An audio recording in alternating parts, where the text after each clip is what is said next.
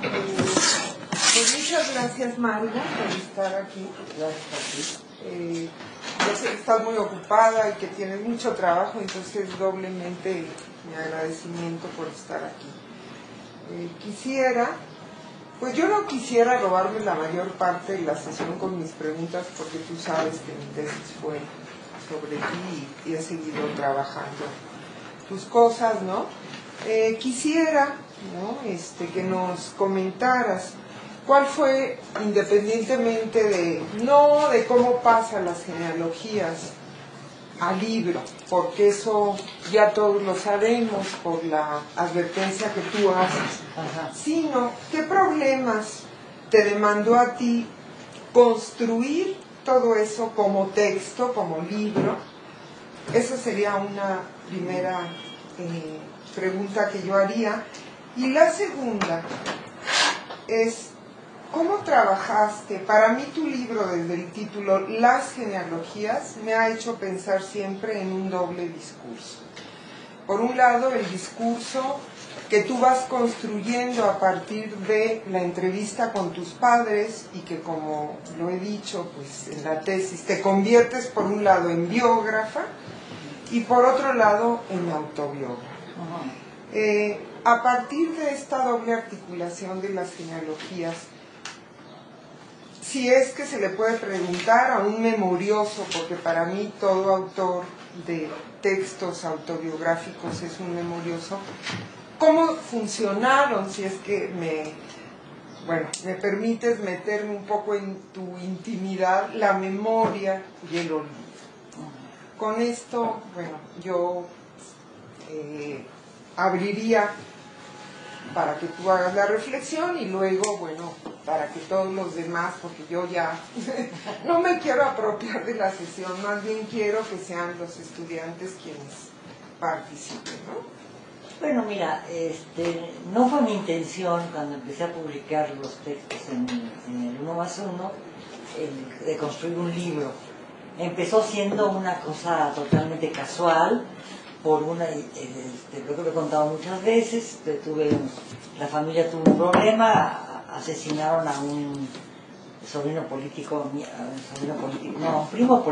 mío, y al hablar, fui con mi madre al entierro y al hablar de la muerte de ese primo,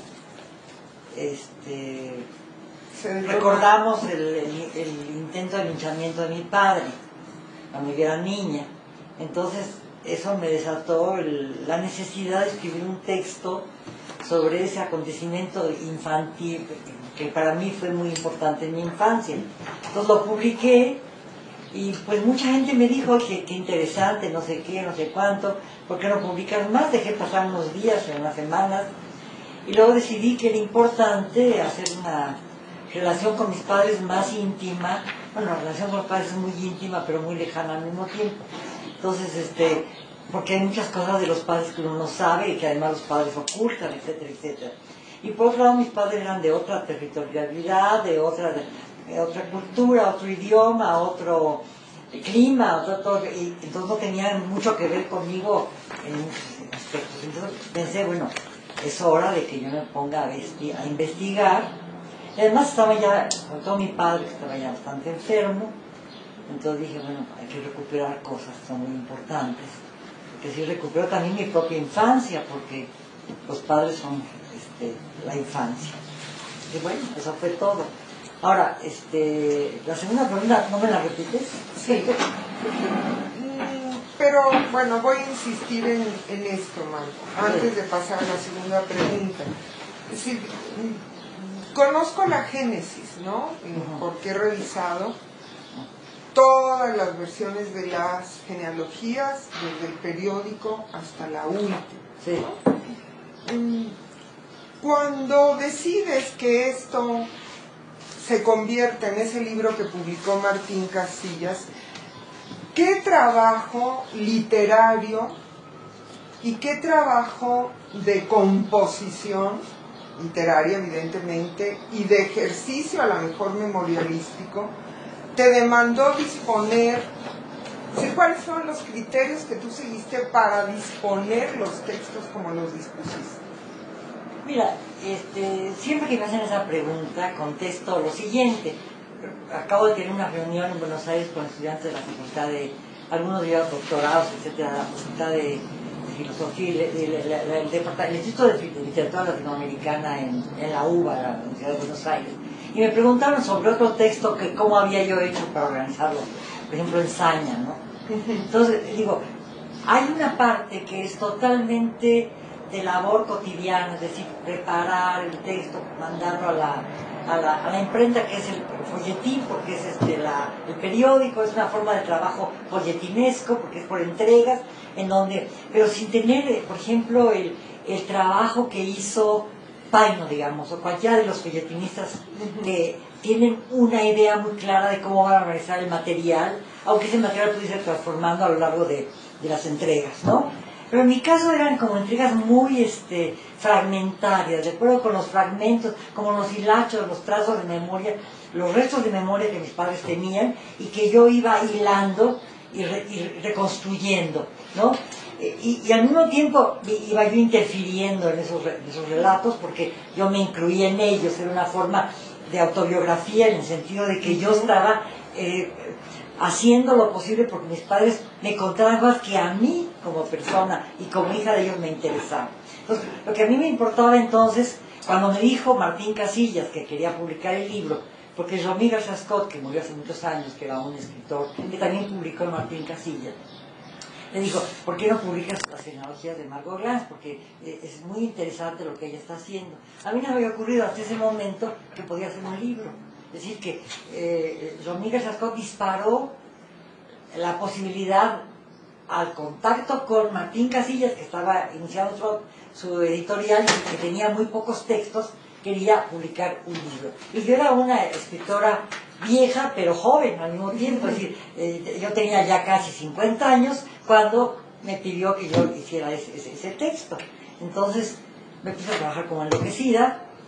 Pensé que era muy importante que fuera yo a la Unión Soviética y a Ucrania, en aquella época era parte de la Unión Soviética, a conocer lo que quedaba de mi familia y a conocer un poco la ciudad de Odessa, que mi madre me había hablado tanto de ella, ver las estepas que nunca las vi, etcétera, etcétera, etcétera, ¿no? Entonces, afortunadamente tuve un congreso en Hungría y de ahí me lancé a la Unión Soviética. Entonces mi libro estaba ya en imprenta y yo tenía que mandar las entregas que tenían que ver con mi relación con el territorio que mis padres habían abandonado y al que nunca habían vuelto, y conocer a los primos, hermanos que vivían allí y que yo no tenía ni siquiera el idioma para conversar con ellos porque mis padres no me enseñaron ruso. Hablaba yo un yiddish muy, muy, muy rudimentario, una prima hablaba inglés, entonces nos entendimos más bien por las emociones que por los idiomas, ¿no? Entonces regresé a México, entregué ese material, pero yo fui armando el libro de una manera casi inconsciente, digamos. Es decir, el trabajo de organización textual, la estructura, la va dando algo que es, yo no podría, es casi inefable, yo diría, ¿no? Es decir, hay un trabajo evidente, diario, etcétera, que consiste en poner en marcha ciertas cosas, en reconstruir la grabación, en reconstruir el recuerdo, etcétera, etcétera. Y luego también fue muy importante hacer el prólogo.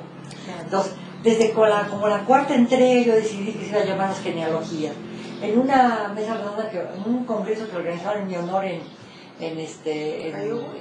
Iowa, una amiga mía, que es una crítica muy buena, que se llama Graciela Montaldo, dijo, las genealogías, la gente tiene una genealogía, ¿por qué tiene tantas genealogías, Margot? Entonces se lo pregunto, yo no sé por qué, pero ella lo preguntó. Digo, no sé todavía por qué, pero a mí se me ocurrió meter las genealogías. ¿Por qué? Porque en última instancia el Génesis es uno, es el de la Biblia, y de alguna manera yo estoy emparentada con el Génesis, pero como digo ahí, estoy emparentada con el Génesis no por soberbia, sino por necesidad, porque soy judía, porque la Biblia es el libro de mis padres y del pueblo judío, y la Biblia de muchos otros pueblos, evidentemente, ¿no? Entonces, yo dije, bueno, no es una genealogía, es una genealogía particular, entonces son las genealogías. Luego, ¿cómo organicé el material? Pues fui viendo cómo encajaban los textos con otros, cómo quedaban mejor, cómo podía yo restablecer la relación entre los textos que ya estaban en imprenta con los textos que había yo creado recientemente porque había estado en la Unión Soviética. Luego un viaje que hice con mi hija Renata, que era muy chiquita entonces, ya había nacido Renata, sí, ya había nacido Renata, a Acapulco, cómo me sentía yo en Acapulco, escribí ese final, puse lo del perfil, que como el de Napoleón, ¿no? Mi amigo Tonio Martorell, que había hecho la portada del libro de la primera edición, que es una portada muy bella, y que también había hecho mi retrato para la primera edición, decía que me hizo un perfil, me hizo un esbozo, que ahí lo tengo, en donde tengo pues cara de emperador romano, porque tengo cara de emperador romano. Entonces dije, bueno, pues muy bien, entonces voy a terminar el libro con esta historia, ¿no? Y ya, no sé bien, sí, no. porque por ejemplo tengo, ya salió en imprenta, un libro de memorias que se llama Me acuerdo, yo también me acuerdo, en donde son pequeños textos. Yo dije, me acuerdo de tal, me acuerdo de tal, me acuerdo de tal, me acuerdo de tal, y son 300 páginas de me acuerdo. ¿Cómo organiza uno 300 páginas de puros me acuerdos? Pues, digo, lo he hecho muchas veces, y lo he leído, lo he hecho muchas versiones, y cada versión va adquiriendo una textura particular, y lo en voz alta, etcétera, y ya encontró su cauce, ¿no? ¿Cómo lo encontró? He hecho varias versiones, algunos amigos míos las han leído, me han criticado cosas, los principios siempre están mal, entonces volví a hacer el principio, volví a hacer el final, ya está en imprenta pero estoy metiendo cosas nuevas porque me acuerdo de todo cada rato, entonces digamos es un libro interminable. Pero ¿cómo lo organizo? Pues lo organizo mucho por un trabajo diario, yo creo que tiene que ver fragmentario. con tu oficio de escritora y de ensayista, de crítica, o sea, no es un oficio que tú has cultivado a lo largo de muchísimos años, ¿no? Que empieza tal vez con la organización de tus textos ensayísticos, y que eso te va dando un oficio que luego te permite... Ahora que tengo un oficio, yo creo que sí, ya tengo 84 años, algo tengo, ¿no? Pero digamos, sí, digo, es un oficio, una estructura deshilachada, porque yo trabajo con el fragmento. Entonces el fragmento tiene más problemas de organización, yo pienso, porque el fragmento, así suelto, me acuerdo que la primera, ya te lo he contado también muchas veces, cuando yo empezaba a querer escribir, fui alumna de Agustín Yáñez, y creo que a Agustín Yáñez yo le gustaba, entonces me invitaba a tomar café, entonces no paso de allí. Entonces me decía, Margo, sus textos, yo le daba mis textos, claro, sus textos son muy interesantes, pero son como cuentas de un collar que necesita engarce. Entonces como no encontraba yo el engarce, nunca escribí, hasta que encontré el engarce uniendo los fragmentos, ¿no? Que es lo que hace uno con un collar en última instancia, ¿no? Lo ensartas, ¿cómo se dice? Lo enhebras y ya tienes el collar. Y además pues trabajé también como lo digo en un ensayo sobre Sor Juana, el primero que hice sobre Sor Juana, trabajo a manera de emblema, es decir, uno trabaja con fragmentos y los va ensamblando como se trabaja en arte, el mosaico, por ejemplo, ¿no? Ese es el tipo de trabajo que yo hago, es un trabajo de ensamblaje casi artesanal, ¿no? Y que da como resultado algo que internamente me parece que tiene validez, ¿no? Eso sería. Muy bien, la siguiente pregunta, porque yo espero que los demás, a partir de los textos teóricos que hemos leído, pues le hagan a Margo preguntas que yo ya me hice en mi tesis y que no quisiera traer aquí, ¿no? Me interesa mucho, porque además aludes mucho a esta cuestión a partir de aforismos que lo dejan a uno pensando sobre la memoria, ¿no? Ajá. Entonces me gustaría que, si es que no es inefable, tú nos pudieras hablar sobre cómo funciona la memoria o cómo funcionó tu memoria, aunque tú planteas que la memoria tiene muchas casas enigmáticas y es como una especie de cebolla que se va, ahora sí que deshojando o deshebrando. ¿Cómo funciona la memoria en un texto autobiográfico para ti? O o sea, en este texto, ¿no? Yo creo que cada escritor memorialista tiene una serie de procedimientos, aunque la memoria tenga rasgos semejantes. Y como el olvido, porque aquí hay muchas cosas que no cuentas y no porque hubieras estado obligada a contarlas, ¿no? Yo creo que a partir también de los silencios, de lo que no se dice, el lector puede, ¿no? Elucubrar, intuir, adivinar otras cosas, ¿no? Bueno, yo estoy ahí trabajando en la memoria de mis padres. Es decir, quizás uno de los elementos importantes. Yo no miro cuando una amiga mía que me vio en una entrevista de televisión dice que hablo como monja mirando hacia el cielo. Pero cuando ay, pues qué maravilla si así hablaban las monjas, porque tú tienes un sentido de humor maravilloso. Yo creo que, es decir, aunque suene absurdo, uno siempre es tímido. Entonces, si no veo a la gente, y como yo tengo anteojos, sí los veo, entonces no quiero verlos. Entonces, quito los anteojos cuando estoy sobre todo con un público, entonces no veo bien, entonces hablo así. Perdóname que no los mire, pero sí los tomo en cuenta, pero entonces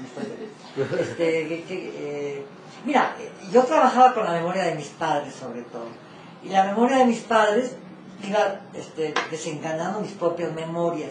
Como se está trabajando sobre ahora suena obsoleto, yo trabajaba con grabadora, ahora tenía un celular y los fotografiaría y no se fotografiaría. Como que los métodos de reproducibilidad se han vuelto tan impresionantes que tener una grabadora se vuelve ya como absolutamente de paleolítico, ¿no?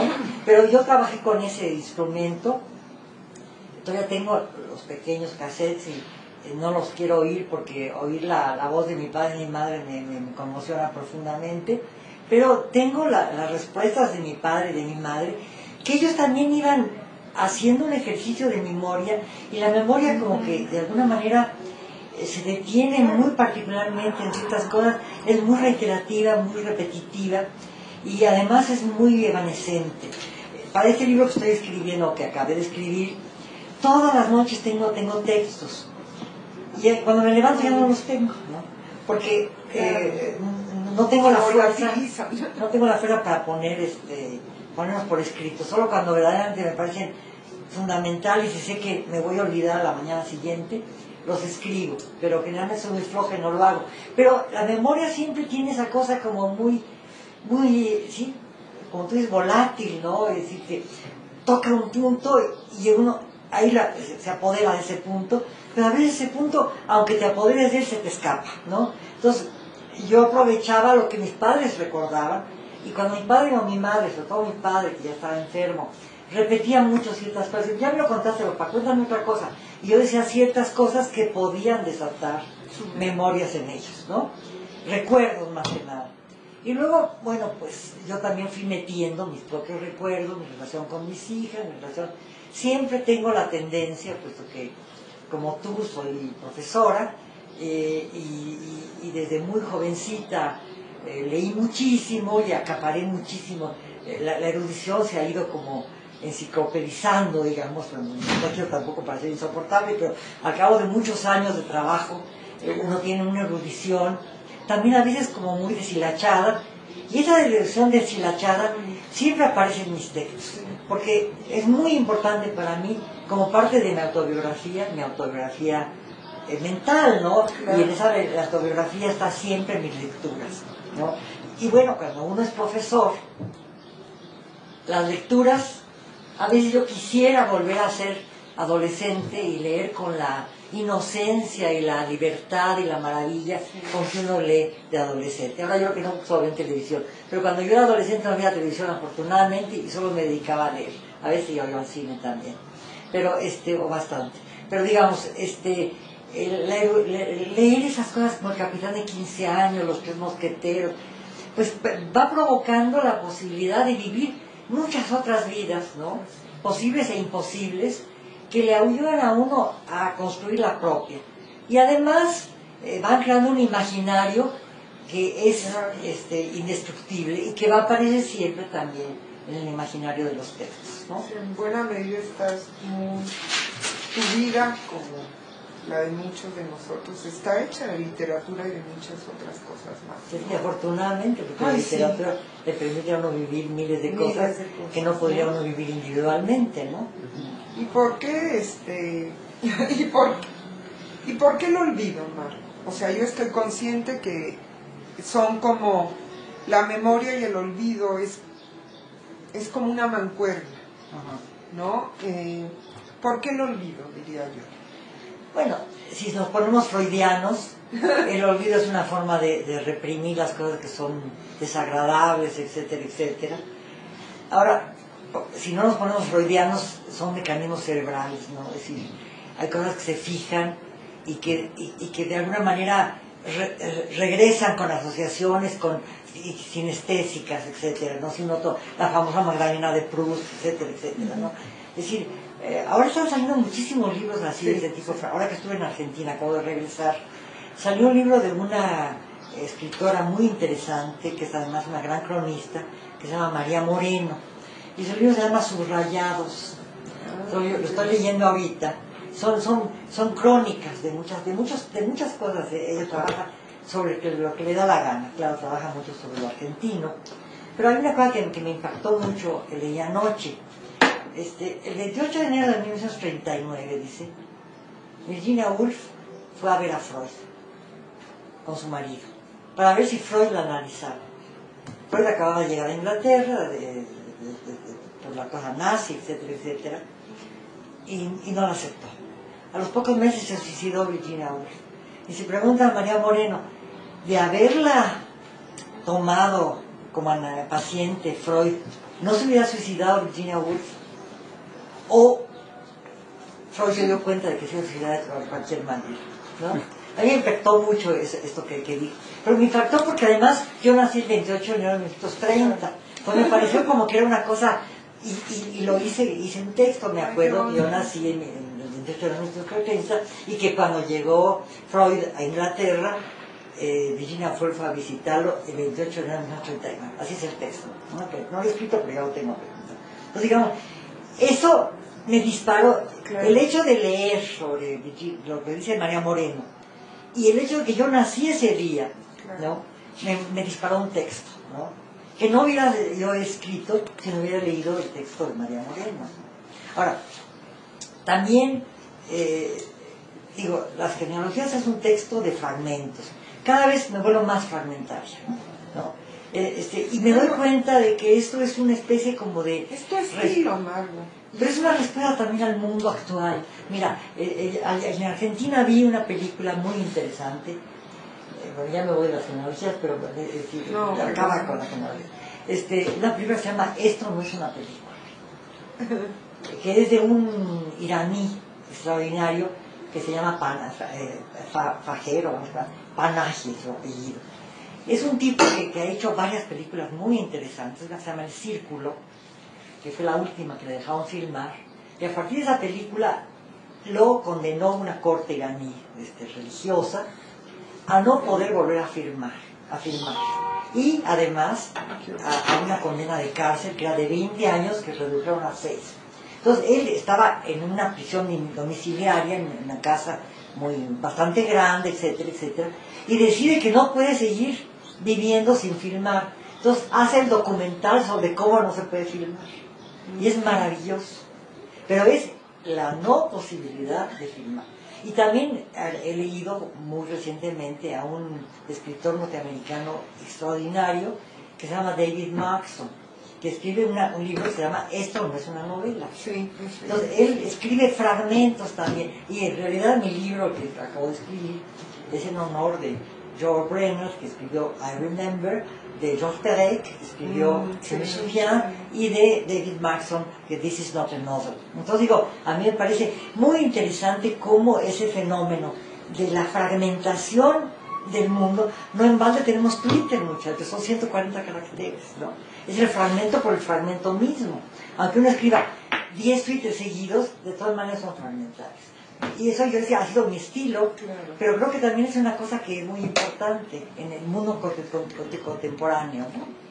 Sí, como yo decía, tú te perseveraste y te adelantaste a muchas cosas, porque en efecto hoy día... Pues sí, por ejemplo, mis textos que tienen fotografías y dibujos, Sebald los hizo a los años 90, yo los empecé a hacer en los 40, en los 50, 70, ¿no? Entonces soy una precursora de todos, pero por eso todos me roban mis temas. Yo estaba escribiendo un libro sobre los dientes hace 14 años y ya salió un libro que se llama Historia de mis dientes de Valeria Luiselli, que es muy buena. Entonces yo sentí que ya por andar de procrastinada mi libro se quedó en la nada, ¿no? Porque no es cierto, porque cuando escribí el rastro me dijeron, bueno, pues ya Bernhard escribió sobre Glenn Gould, tu libro ya no tiene sentido. Pues sí, porque tiene sentido, ¿no? Es otra cosa. Entonces, digamos, aunque Valeria ha escrito sobre sus dientes, los míos son particulares y tengo menos que ella. Bueno, procura ser políticamente incorrecta. Ahora sí que aquí a mi derecha, Carlos. Digo, por empezar por la derecha. Bueno, aquí está, por la izquierda, así que también. Sí. El sentido del humor de Margo es maravilloso. Y muy judío, Margo. Bueno, a mí quiero hacer un comentario sobre las genealogías, que me parece este proceso de reconstruir una memoria ajena, aunque sea de los padres, me parece a mí que es una cuestión muy importante, es una cuestión compleja, porque como la doctora Margo lo acaba de decir, a pesar de la relación que se tiene con los padres es íntima, es cercana, al mismo tiempo pues se desconoce mucho de ellos, ¿no? Es la vida que ellos nos quieren contar, ¿no? La que sabemos. Entonces, un proceso de reconstrucción de algo que ya de por sí es íntimo, creo que es algo complicado, pero me parece que yo creo que llega el lector a un grado de intimidad. A mí no me parece, o sea, por ejemplo, a mí, yo al leer las genealogías, no estoy pensando que estoy leyendo una novela, ¿no? Me parece a mí que realmente estoy leyendo otra cosa, las genealogías de una persona, ¿no? Que finalmente es esta complicidad que hay con el lector de te voy a contar algo mío, ¿no? Entonces, a mí la lectura de este libro me parece en ese sentido muy directa. No me parece que hay un narrador y ese narrador nos está contando algo, sino que hay alguien que nos invitó un día a su casa y nos está contando la historia de sus padres. Pero también es un narrador, ¿no? Sí, pero no, o sea, en el sentido de un narrador canónico. Ajá. Sino aquí es otra cosa, ¿no? Y me gusta mucho una frase que viene al principio, porque creo que es una apropiación, algo que me pareció muy, muy fuerte. Dice al principio, y todo es mío y no lo es, y parezco judía y no lo parezco, y por eso escribo estas mis genealogías. O sea, eso me parece muy importante, porque es como eso es lo que me hizo darme cuenta cuál era, como siguiendo un poco la sugerencia de alguno de los teóricos, hasta se me fue su nombre, aquí se establece el pacto de lectura, ¿no? Es decir, cuando uno escribe este tipo de libros, no tiene en mente una teoría previa, ¿no? Sí, claro. Es decir, si yo me pongo a pensar en las confesiones de San Agustín o las confesiones de Rousseau, pues realmente no, mi texto no sigue esas reglas, ¿no? Es decir, son reglas, San Agustín, una paz religiosa, etcétera, la conversión, todo eso. Y Rousseau es el hombre más narcisista que he conocido en la vida, y trata de sostenerse en una situación muy particular, y cuenta desde el principio de una manera aristotélica su historia. Con el fragmento es muy difícil hacer eso, ¿no? Es decir, el fragmento niega la causalidad, ¿no? Es decir, la causalidad se da a pesar del fragmento, yo siento. Hay un libro muy interesante, que a mí me parece buenísimo, sobre el fragmento de Pascal Quignard, que es un escritor muy interesante, que también escribe con fragmentos, ¿no? Y que yo he leído mucho y que ha sido importante para mi formación literaria, aunque lo conocí hace poco, hace unos 15 años, ¿no? Todas las mañanas del mundo, pues si alguien ha leído el libro, que es maravilloso, y la película. El odio. ¿Cómo? ¿Del músico Magano? Sí. Sí, ese es de Pascal Quiñá. de Pascal Quiñá, que es un tío, que es, al mismo tiempo que es un gran ensayista y bastante teórico, es también un novelista y esa novela, no sé si hay otras novelas suyas que hayan sido puestas en el cine, pero esa es muy famosa, ¿no? Es un músico también, él trabaja mucho en música, pero bueno, ya me perdí. ¿Me puede volver a preguntar?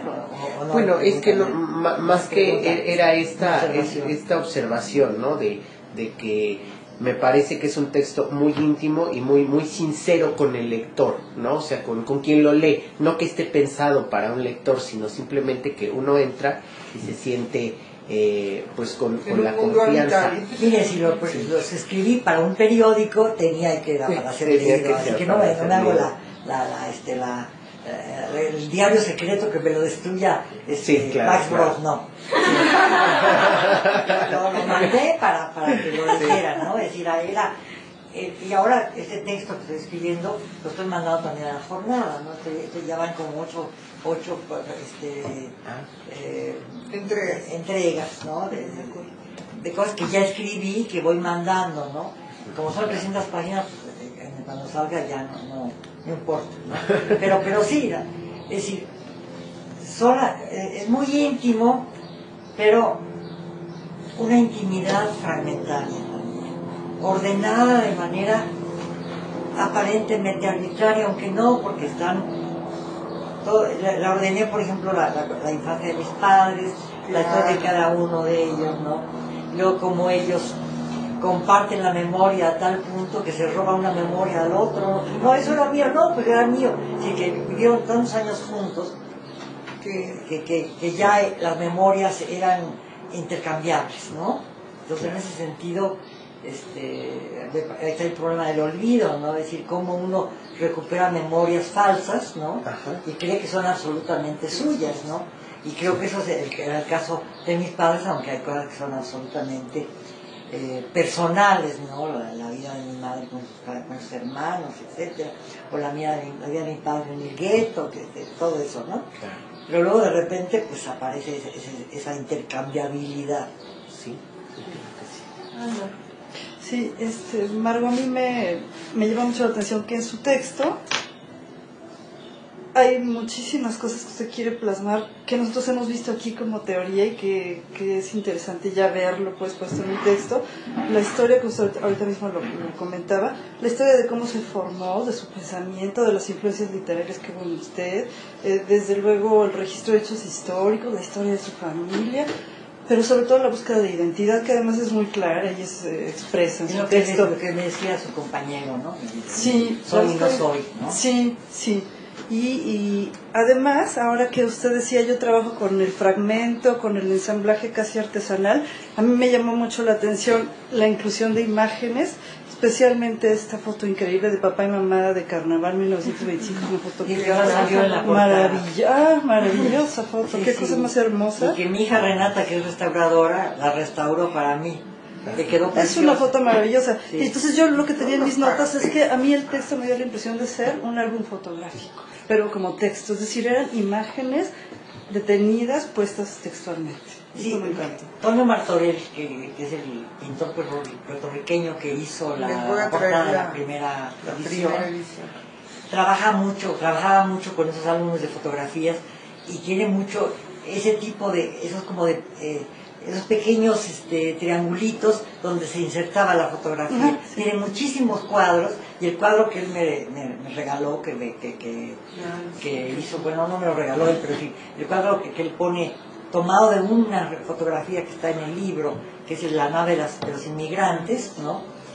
Hay esos aspectos y él en muchos de sus trabajos trabaja con el álbum fotográfico. Sí, creo que era muy importante. Más mi papá se pasaba la vida yéndose a retratar. Mi hermana Shulamis, la menor, cuando se murió mi madre, etcétera, repartimos cuadros, teníamos como 50 de retratos de mi papá. Como era amigo de pintores y luego se volvió pintor, le encantaba verse, ¿no? Y además hay un retrato ahí en donde está él rodeado de varios jacobitos, ¿no?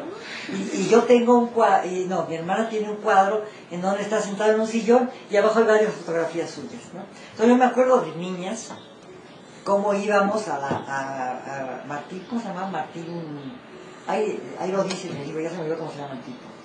Qué raro, ¿no? Porque íbamos muy seguido. Y mi papá se retrataba así, con esas poses clásicas, con su bastón, y tenía una especie de columna para estar así, ¿no? Etcétera. Todo ese tipo de cosas. Hasta el nacimiento de mi hermana Susana, que es la tercera, íbamos con Martín, no sé cómo se llamaba, que estaba en Madero, ¿no? Entonces era la fotografía de pose. Entonces era muy importante incluir, no sé si era consciente, pero hay una cosa muy importante de la infancia, incluir el álbum, ¿no? Entonces, es decir, el álbum fotográfico y hay pues algunos, es un libro que se ha comentado bastante, y hay textos en donde se trabaja el problema de la fotografía y la escritura, ¿no? Hola, buenos días. Bueno, me llamó la atención ahorita que decía lo del título, de por qué lo llamó las genealogías, no la genealogía. Yo lo interpreté, tomando en cuenta que también se construye por medio de la colectividad, ¿no? Habla de las hijas de Karl Marx, habla de vecinos que eran también, bueno, de conocidos que eran también judíos o rusos o no eran, o bueno, eran del mismo entorno social. Entonces también de las o sea, eso lo interpreté como varias ramas de cómo se fue creando su persona y su personalidad.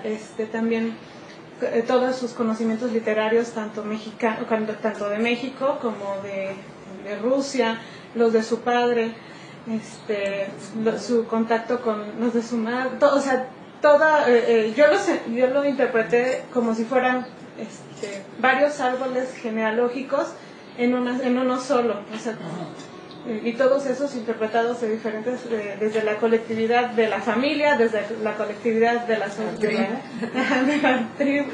sociedad en la que estaba, del país ajeno, pero al mismo tiempo propio, ¿no? Sí, sí. Entonces, bueno, creo que, y también me encantan las fotografías. Gracias.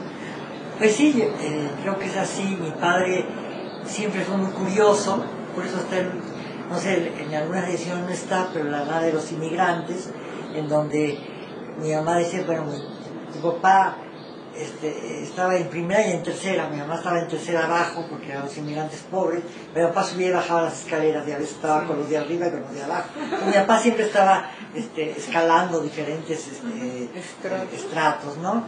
Entonces, en ese sentido, inmediatamente que llegó a México, como era poeta, trató de conectarse con los poetas y con los pintores. Era amigo de Orozco, de Rivera bastante, a Siqueiros, bueno, el hermano Siqueiros lo salvó del linchamiento.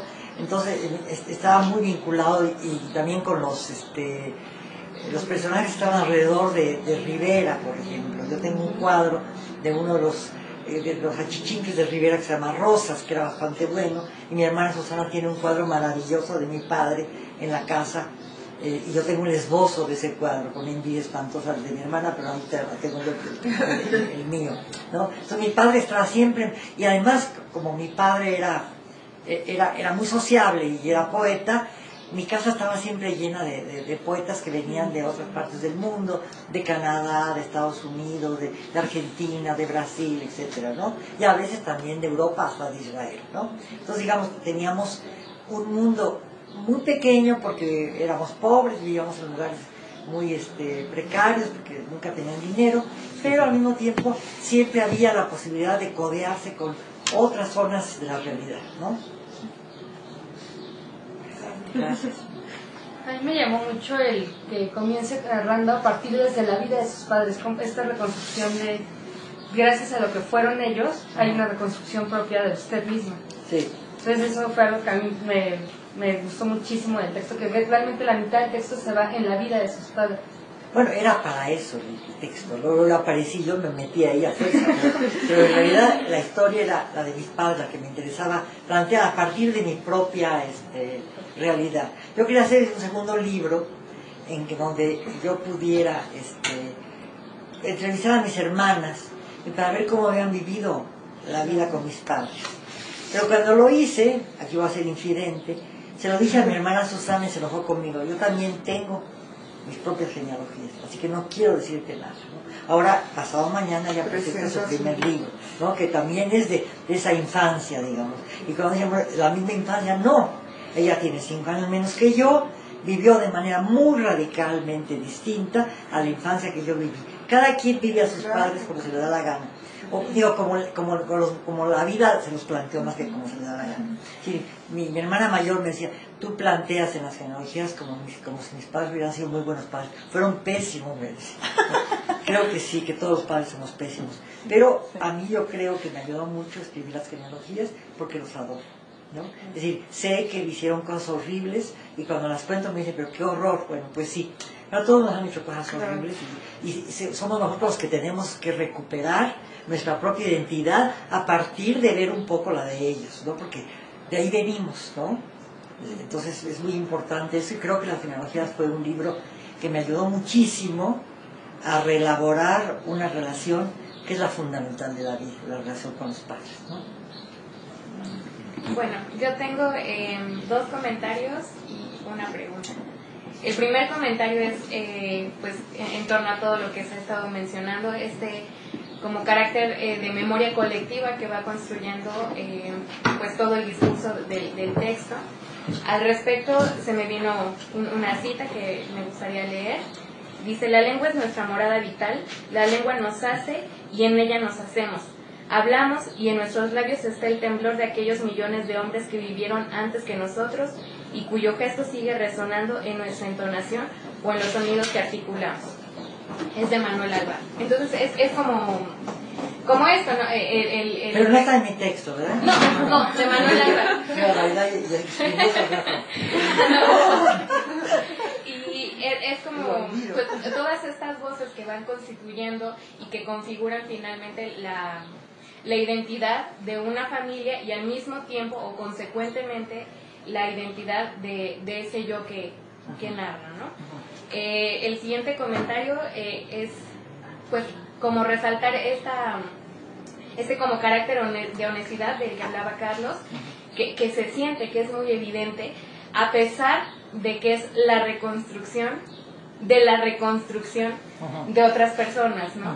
Bueno, de las memorias de otras personas, que me parece sumamente rescatable porque es como, se vuelve un libro muy entrañable, muy cercano, y bueno, eso me gustó muchísimo.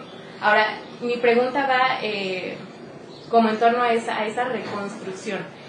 Me parece que cuando se escribe un texto autobiográfico se desdobla una persona como en diferentes partes, ¿no? La primera sería como, digamos, el eje guía de la historia, que sería algo así como el tema, ¿no? Luego sería quien escribe, que me parece debe tomar un poco de, pues no sé si de distancia, pero sí separarse para ver ese eje guía, ¿no? Y luego está como el lector, ese primer lector, que soy yo mismo, al mismo tiempo que escribo. Entonces, el lector de sí mismo y de su propia producción. Sí, ajá. Entonces, existió, porque yo recuerdo que uno de los teóricos plantea la diferencia entre el bios y la memoria. Entonces, el bios es como el proceso vital, ¿no? Y la memoria son los diferentes caminos o las elecciones y omisiones que se hace para llevar una narración. Entonces, la pregunta sería, ¿existió desde el principio un eje guía? Es decir, ¿tenía usted ya la intención de llegar de un punto A a un punto B, o se fue dando...? Pues como lo dije antes cuando me preguntó Blanca, es decir, el libro se fue escribiendo por retazos, por entregas, y es decir, a mí me interesa mucho el trabajo fragmentario en el sentido de que cada fragmento tenga su propia identidad y su propia densidad. pero que al mismo tiempo ese fragmento pueda estar en conjunto con otros fragmentos para alcanzar otra densidad y otro contexto, ¿no? Es decir, pero quiero que cada texto tenga su propia vida, ¿no? Su autonomía. Entonces, digamos, no tenía yo previamente, yo siempre tuve una duda respecto a mi posibilidad, siempre quise escribir, pero siempre tuve una duda respecto a la posibilidad de mi escritura.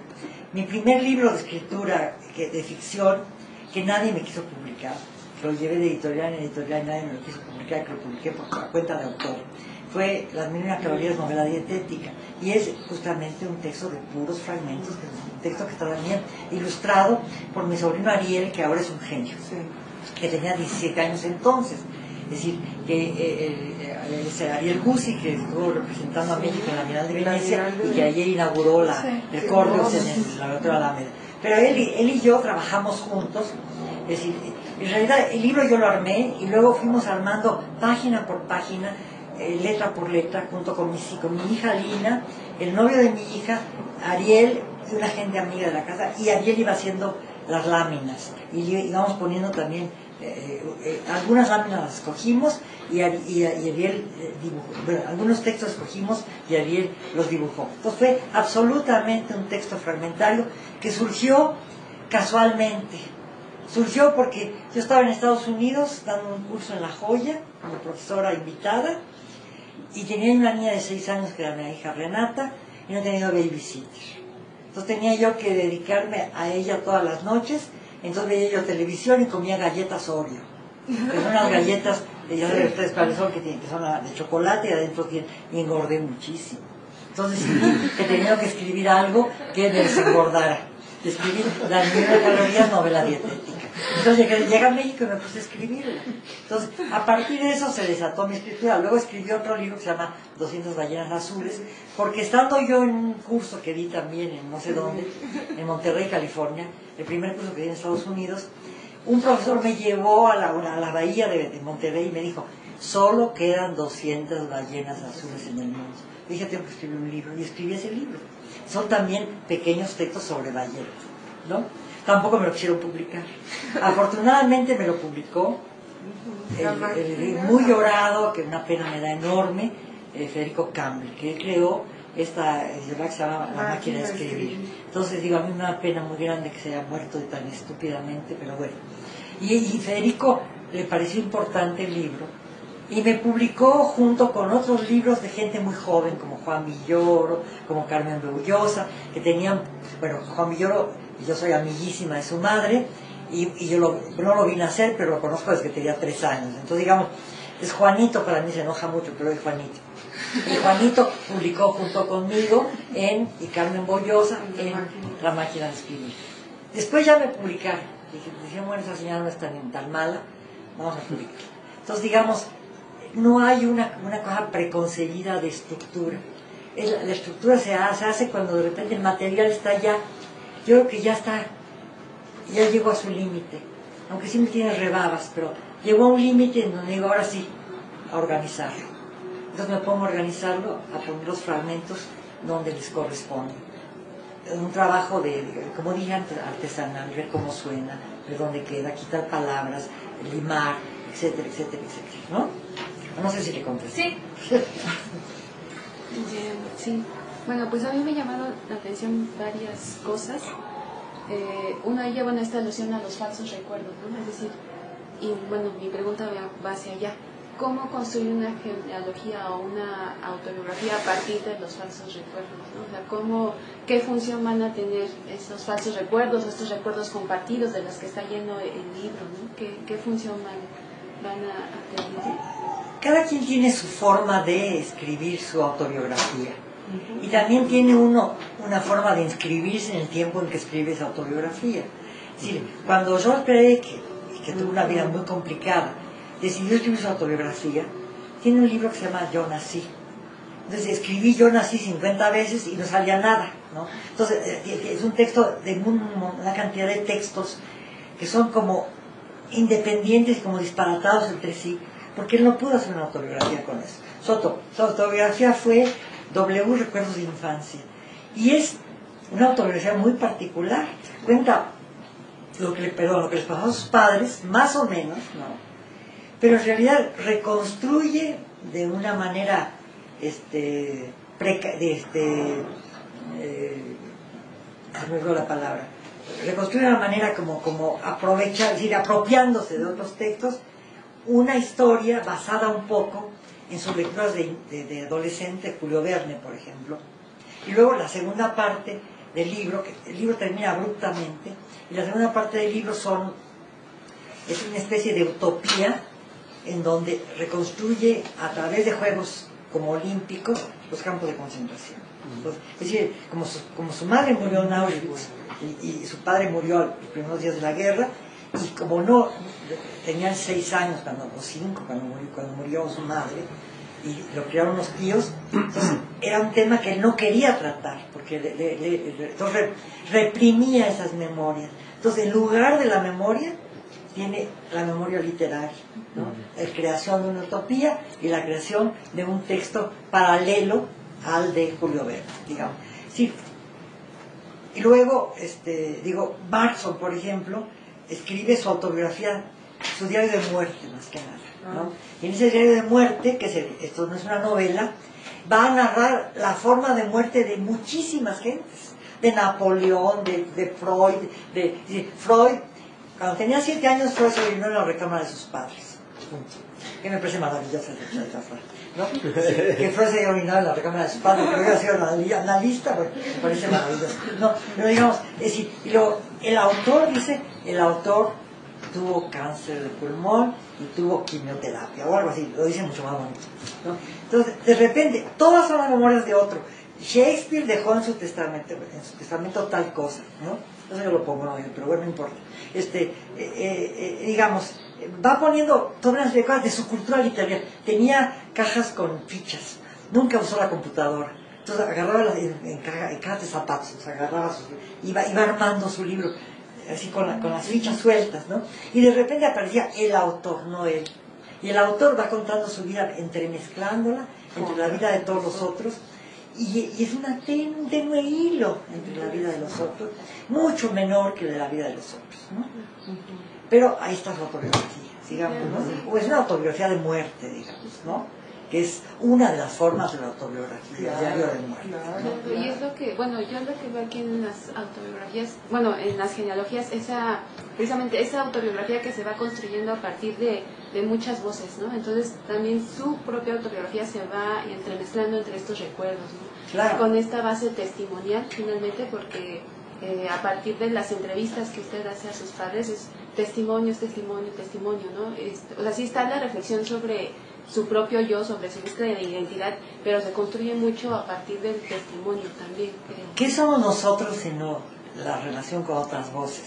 Si lo primero que oímos son otras voces, aprendemos por eso, ¿no? Si no me enseñan a decir mamá, no aprendo a decir mamá. Es decir, si no me enseñan a decir agua, no aprendo a decir agua. Es decir, y luego voy al kinder, y son las voces de los otros niños y de la maestra. Luego voy a la primaria, y mi maestra de primaria decía, hambre se escribe con H y hombre sin H. O sea, pero maestra, bueno,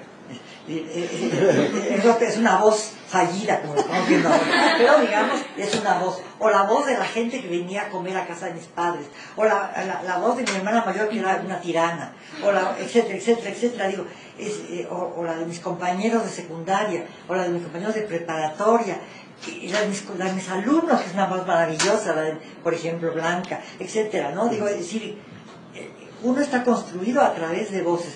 Yo siempre hago autobiografías. Acabo de venir de Argentina y pusieron en escena El Rastro, que es un libro que de repente oigo El Rastro, digo, pero qué escritora tan maravillosa soy.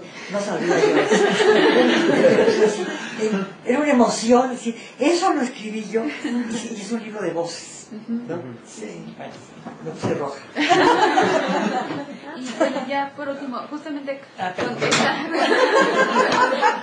como son esta construcción a varias voces, creo que también lo que permite es este manejo de tiempos, ¿no? Porque si bien ese hay un ir al pasado, ese ir y venir al presente, y parece que es una autobiografía que termina por no concluirse, ¿no? Con las menciones. Aquí estoy todavía, oiga. No, a lo que me refiero es que como, por ejemplo, hay fechas ya muy cercanas, digamos, como que todavía está ese presente o ese pasado cercano todavía se hace todavía más presente, ¿no? Entonces me parece interesante justamente que toda esa presencia de voces le da, reactualiza muchas cosas en el texto, ¿no?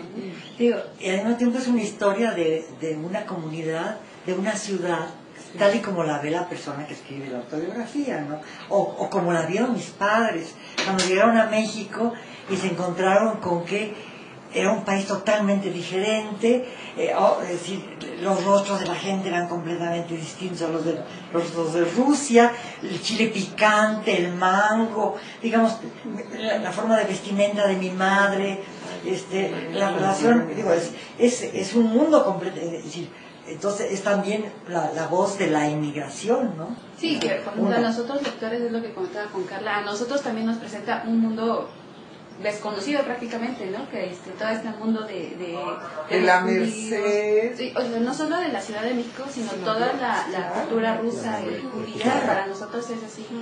Por eso quizá hay mucha gente que no pertenece directamente al ambiente donde nació, porque está dividido, escindido por los padres y el mundo que nos rodea.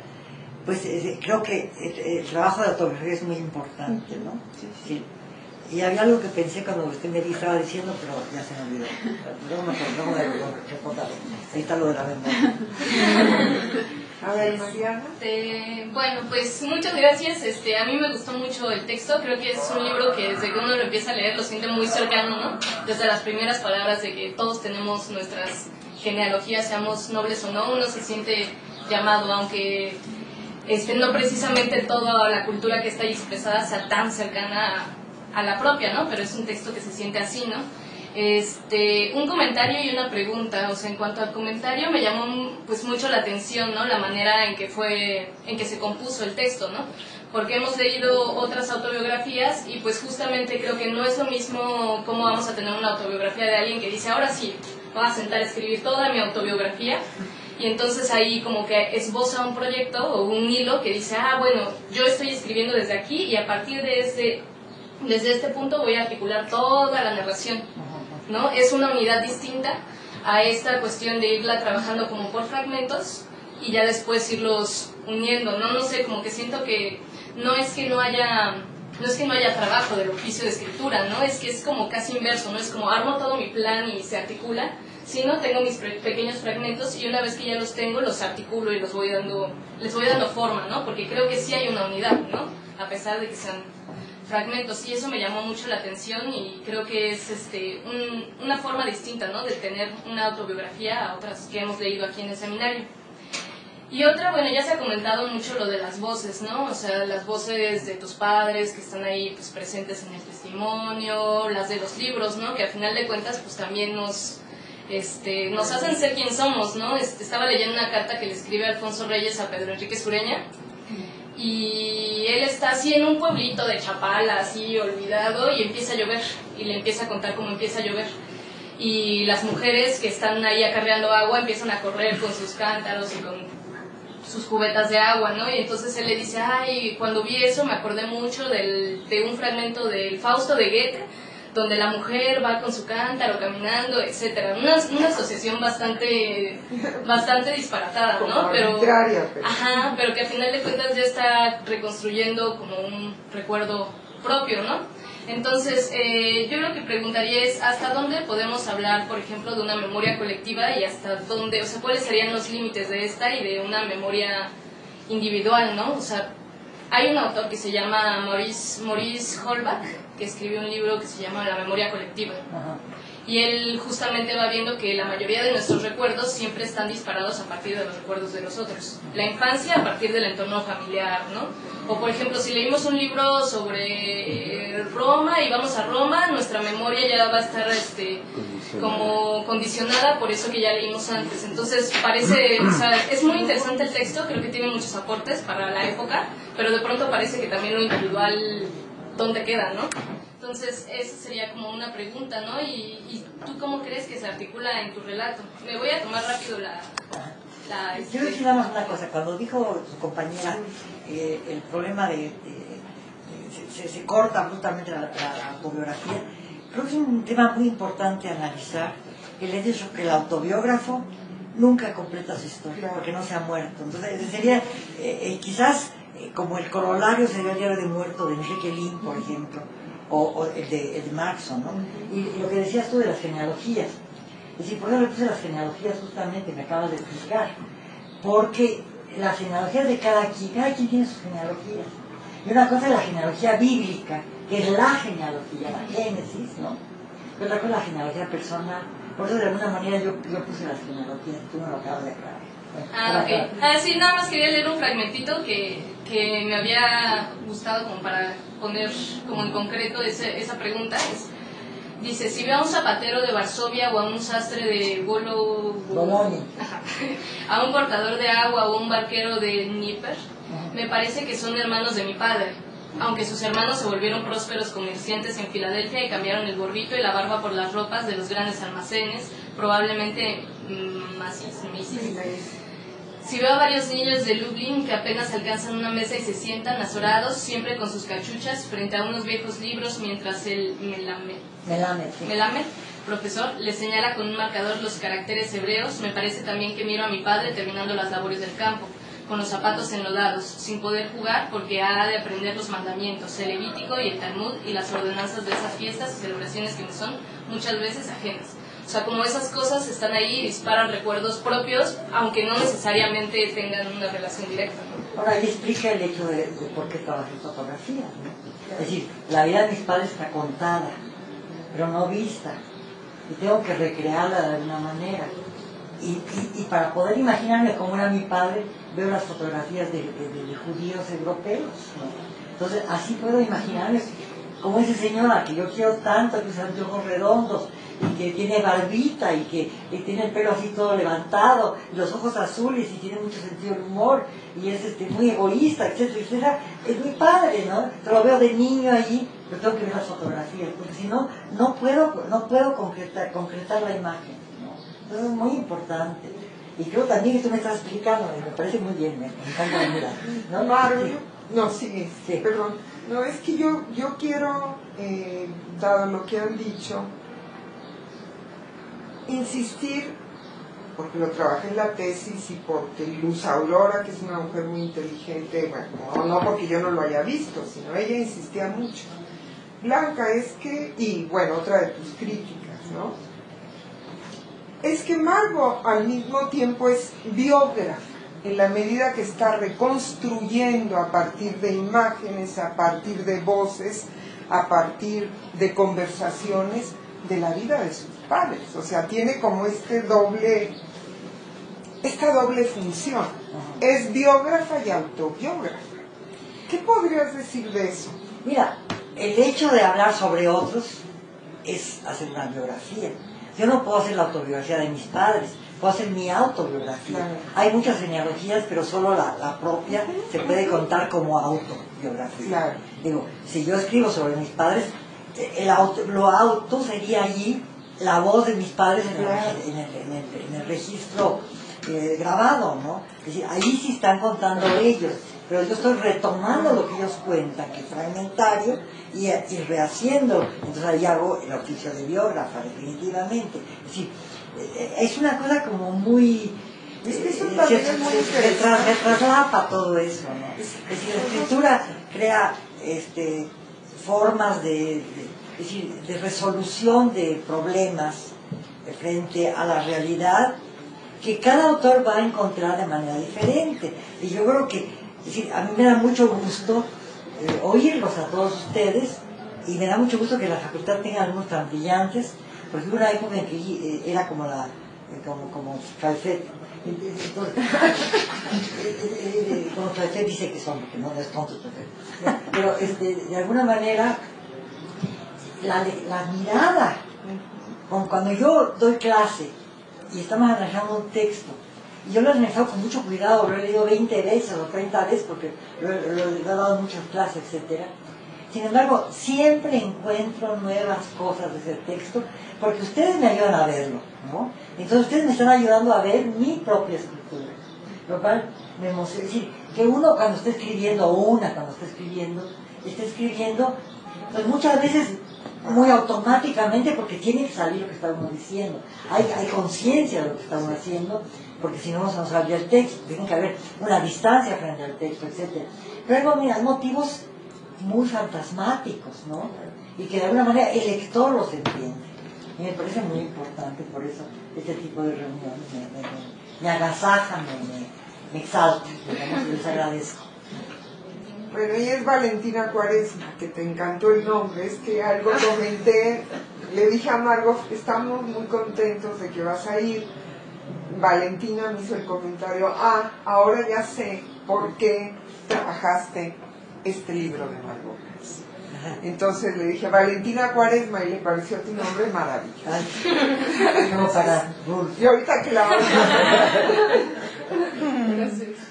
Pues, para retomar un poco la nota de Blanca sobre el comentario que dice, yo tengo que confesar que tu libro me conmovió mucho en muchos niveles, porque pues encontré como que esos grandes temas de hacerte preguntas y para tratar de contestarlas, rastrear en tu propia historia de familia. No sé, sobre la identidad y sobre cómo la tierra, a veces tu territorio se configura en tu propio cuerpo y en el de las personas que te han antecedido. Resuena mucho en mi propia historia de familia, como de tratar de encontrar cuando eres de todas partes y a todas partes vas, diría Martín. Porque justamente el Cuaresma, digamos, de mi nombre es porque mi padre es brasileño. Y entonces, o sea, mi padre es brasileño, mi madre es mexicana, tiene una historia de mucho movimiento ellos sobre cómo han querido construir una familia y cómo ese ha sido su proyecto de vida, ¿no? Entonces mi hermano y yo estamos insertos un poco en eso y en la voz de ellos y en tratar de encontrar la propia. ¿Sabes portugués? Sí. Entonces, todas estas cosas como la lengua, por ejemplo, nos ponían a mi hermano y a mí en un lugar particular que no existe físicamente, ¿no? Estamos como a la mitad de dos cosas y estamos constituidos por esas muchas mitades, ¿no? Entonces, como que mi sensación de toda la vida ha sido de ser un sujeto fronterizo en el mejor de los términos, ¿no? No como alguien que está fragmentado, pero sí alguien que todo el tiempo está viviendo entre categorías límite, ¿no? O sea, también la elección de escoger una carrera de humanidades, por ejemplo, es, o sea, una frontera de varias cosas. Entonces, cuando leí tu texto, creo que mucho, no sé, sin querer ser sobre de ninguna manera, pues, pero me conectaba un poco con esa parte de las múltiples voces que habitaban en tu cabeza y en el relato de tu corazón y en la lógica de la ternura para hablar de los padres. Así, cosas tan bonitas como lo del... la primera, muy al principio de las genealogías, cuando preguntas a tu padre que qué hacía de niño y que buscaba el ombligo de las niñas, o que el cargamento lo decía de broma, ¿eh? No,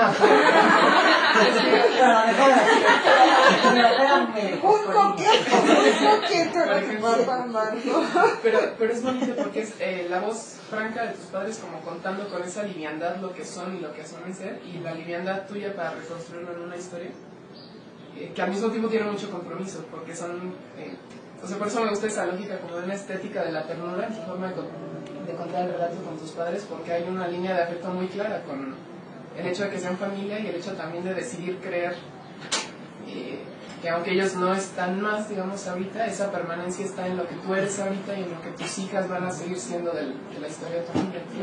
El que era muy tierno era mi papá, mi mamá era muy distante.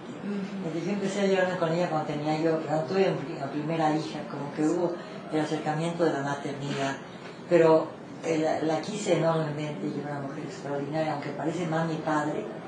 Mi madre fue una mujer extraordinaria y lamento no haberle dedicado un libro completo a ella, pero mi papá era muy latoso, entonces tenía muchos chistes y todo, y era muy cariñoso y yo era su hija preferida, ¿no? Así que me hizo daño y me hizo bien, ¿no? Entonces, ahora, me conmoviste. Porque no había visto nunca eso de la estética. Pero ustedes son maravillosos, muchachos. Me están descubriendo a mí misma.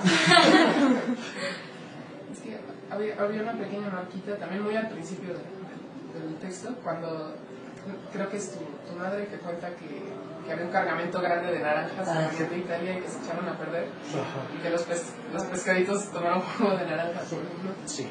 Entonces creo que todos esos pequeños guiños en la forma estética de que decides contar una historia le dan un sello muy particular de fraternidad, que creo que es lo que han tratado acá. Lo que hace entrañable al texto es la sinceridad del mismo, pero también la marca de tu propia voz para trabajar. Pero creo que muchos son las marcas de la voz. Mi madre tenía mucho sentido del humor. Eso de los pescaditos lo dijo ella. Los pescaditos han tomado jugo de naranja, ¿no? Es decir, y esa cosa decía, cuando habla de que en la época del zar no podían los judíos, pero en la guerra los judíos servían para todo y ya podían estar en el ejército, ¿no? Digamos, esas cosas que mi mamá, cuando mi padre murió, lo tengo en el último libro, es una cosa bastante terrible. Mi padre murió, mi mamá lo adoraba, mi padre, ¿no? Y lo digo en el libro, ella se territorializó mi padre, yo creo, es mi impresión, no sé, puede ser que no se entienda. Pero murió mi padre, murió un sábado, no lo podían enterrar, porque según el rito judío no se puede enterrar el sábado. Entonces mi madre dijo, en pleno dolor, que ay, pobrecito de tu papá, tanto miedo que le tenían los chiflones y mira en el refrigerador. Una cosa así, a mí me da mucha risa, pero así es, ¿no? Es una reflexión muy tierna, pero muy chistosa también, ¿no? Que mi padre probablemente hubiera hecho también, porque era muy divertido, ¿no? Así que todo eso que dice mi papá, nadie me obligaba, no hacía juegos de palabras todo el tiempo, ¿no? Y era muy, y le encantaba hacerlo. Las primeras grabaciones estaba todavía muy lúcido y muy asociativo, era muy rápido de pensamiento, como yo creo. Pero en fin, digamos, sí, me gusta lo que me dicen, me gusta lo que me están diciendo todos, me gusta mucho la estética de la ternura. Pues solo quería como preguntar rápido, en el transcurso de escribir las genealogías hacia el final de la escritura, aunque se nos ha dicho que fue un texto que se siguió reescribiendo y que siguió como transformándose, ¿no? ¿Qué edición leíste? Una no muy reciente, la 97, pero leí fragmentariamente textos de los que para mí el final es... Sí. El de la nada de los inmigrantes. Sí. Pero sí, esta no, es la hizo para el 97. Lo que pasa es que, bueno, yo hubiera querido, pero también entiendo las circunstancias, que hubieran leído este último. Lamentablemente, pues no te hacen un triste descuento, no por mí, para ellos, ¿no? Y sí, como la biblioteca, supongo, tiene diversas ediciones, estoy viendo que, bueno, Carlos trae donde ya viene eso, pero todavía en la de la SEP no viene. Entonces, el final para mí es sumamente. Es que es un libro que se fue escribiendo sobre mi familia. Esta última edición de Martín Casillas. Pues, es muy bonita esa edición. Este libro, este último libro, pues está a la memoria de mi hermana Lili, que ya murió. Es decir, la medida en que yo siga viva, podré. Yo creo que ya no voy a seguir teniendo las genealogías. Pero digamos, este libro que estoy terminando, que ya está en imprenta, en realidad es mi propio obituario, porque ya me voy a morir pronto, entonces yo ya lo voy a poner ahí, ¿no? Entonces, es una especie como de corte, ¿no? Bueno, entonces, ¿sí? No contesté, ¿verdad? Pues, no sé, es como qué cosas cambiaron en ti a raíz de la escritura del libro. Mira, son cambios muy intangibles, ¿no? Le dije hace un rato que en última instancia mi hermana Lili me dijo, leí las genealogías y torturas con mis padres fueron muy buenos padres y fueron pésimos. Y yo sí sé que fueron pésimos, pero no digo sé que los quise mucho y que me dieron mucho, si no probablemente yo no sería lo que soy. Entonces digamos, siento que pues los rescato y espero que, es decir, mis hijas están muy enojadas conmigo por muchas cosas, les dicen muchas cosas, imposible no hacerles cosas a los hijos, algunas más graves que otras, ¿no? Hay cosas que son imperdonables, pero no creo que mis padres me hubieran hecho, hay cosas que parecerían imperdonables, pero no, se las perdono perfectamente, ¿no? Y no las cuento porque son bastante terribles, pero los voy a contar algún día, porque creo que es muy importante. Creo que lo que me han dicho todos respecto a la sinceridad es algo muy importante. Yo escribo un libro que se llama Apariciones, en donde trabajo de una manera muy brutal el problema de la sexualidad. al grado de que mucha gente me ha dicho que es un libro que no se puede tratar en clase. ¿Cómo crees que lo voy a dar en clase? Me dicen mis amigas que son profesoras. La verdad es que se puede tratar en clase. Tengo una amiga que es crítica y que me dijo que yo era misógina, ¿no? Porque escribo cosas que son sinceras. Yo pienso que la mujer puede sufrir en su propio cuerpo una violencia y que permite el sadismo del otro. ¿Por qué lo voy a ocultar si así existe? Y creo que al contrario soy más feminista por eso, al decirlo, porque estoy exponiendo algo que es muy importante que le pasa a muchas mujeres.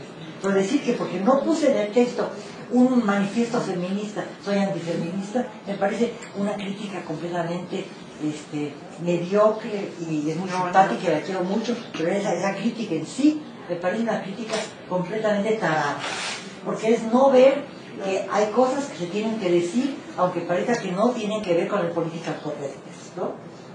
Afortunadamente sí, yo creo que lo que uno escribe tiene que ser lo más sincero que se pueda, no se puede ser totalmente sincero, como decía Benjamin Constant, el escritor del siglo XIX, en el Adolfo, nadie es totalmente sincero ni nadie totalmente mentiroso. Y creo que mientras más sincero se pueda hacer, creo que el texto tiene más valor. Claro, se construye ese texto.